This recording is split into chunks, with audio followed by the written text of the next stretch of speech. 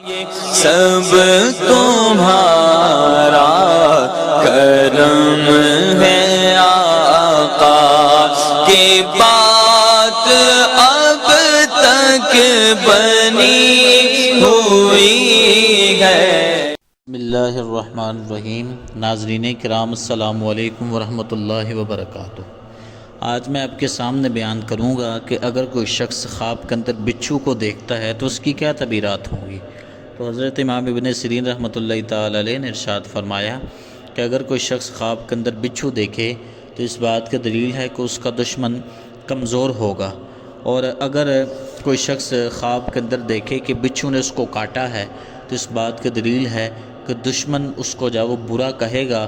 اور وہ اس سے رنجیدہ ہوگا، اور اگر دیکھے کہ اس نے بچھو کو مارا ہے تو دلیل ہے دشمن پر فتح حاصل کرے گا، اور اگر دیکھے کہ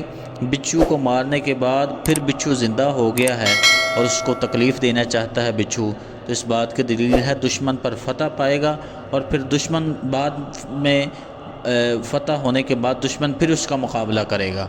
اور اگر دیکھے کہ اس کے ہاتھ میں بچھو ہے تو اس بات کی دلیل ہے کہ لوگوں کو پیچھے سے برا بلا کہے گا اور لوگوں کو ایک دوسرے سے پھنسا کر فتنے کے اندر ڈالے گا، اور اگر دیکھے کہ بچھو کو پکا کر یا بھون کر کھا لیا ہے تو دلیل ہے اسی قدر دشمن کا مال کھائے گا، اور اگر دیکھے کہ بچھو کو منہ میں رکھ لیا ہے اور کھایا ہے تو اس بات کی دلیل ہے کہ دشمن اس کے گھر کے اندر ہے اور اس کے ساتھ وہ نشست و برخاست کرتا ہے، یعنی اس کے ساتھ اٹھتا بیٹھتا ہے، تمام تر معاملات اس کے گھر کے اندر ہی کرتا ہے، یعنی دشمن اس کے گھر کے اندر اس کے ساتھ چھپا ہوا ہے،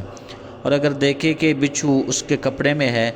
تو بھی یہی تعبیر ہے کہ دشمن اس کے گھر کے اندر ہے۔ اور حضرت جابر مغربی رحمۃ اللہ تعالی علیہ نے ارشاد فرمایا کہ اگر دیکھے کہ بچھو سے ڈرا ہے اور اس کو بچھو نے کاٹا ہے تو اس بات کی دلیل ہے کہ اپنے دشمن سے دکھ اور مصیبت پائے گا، اور اگر خواب میں دیکھے کہ بچھو اس کی شلوار میں ہے تو دلیل ہے کہ دشمن اس کے اہل و عیال یا اس کی کنیز کے ساتھ فساد کرے گا۔ ناظرین کرام، میں امید کرتا ہوں کہ آج کی ویڈیو آپ کو اچھی لگی ہوگی، اور اگر آپ نے کوئی ایسی خواب دیکھی ہے جس کی تعبیر ہمارے چینل کے اوپر موجود نہیں ہے تو آپ کمنٹ کے اندر ہمیں وہ خواب سینڈ کریں، تو انشاءاللہ ہم اس کے اوپر وہ ایک ویڈیو بنائیں گے۔ اور اس کے علاوہ آپ کو کسی قسم کا کوئی بھی روحانی یا شرعی مسئلے کی طرف رہنمائی حاصل کرنی ہو